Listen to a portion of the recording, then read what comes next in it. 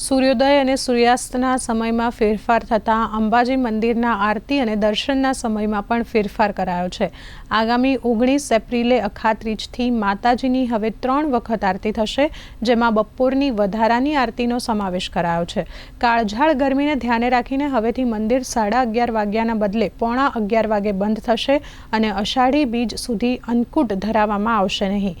યાત્રિકોને હવે દિવસ દરમિયાન માતાજીના બાલ્યાવસ્થા, યૌવનાવસ્થા અને પ્રૌઢાવસ્થા એમ 3 સ્વરૂપોના દર્શનનો લાહવો મળશે। માતાજી ગ્રીષ્મ ઋતુનો પ્રારંભ થાય છે। આ ગ્રીષ્મ ઋતુની અંદર માતાજીની 3 ટાઈમ પૂજા અર્ચના કરવામાં આવતી હોય છે। એમ જોઈએ તો 2 ટાઈમ પૂજા અર્ચના થતી હોય છે, પણ અખાત્રીજથી અષાઢ સુદ એકમ સુધી 3 ટાઈમ આરતી પૂજા કરવામાં આવતી હોય છે। જે મંદિરનો સમય 11:30 બંધ થવાનો હતો, તેની જગ્યાએ 11:45 મંદિર મંગળ થશે અને બપોરે 12:30 જે પૂજા સંપૂર્ણ પૂજા કરી અને 12:30 આરતી કરવામાં આવશે અને સાંજની આરતી રાબેતા મુજબ 7 વાગે કરવામાં આવશે।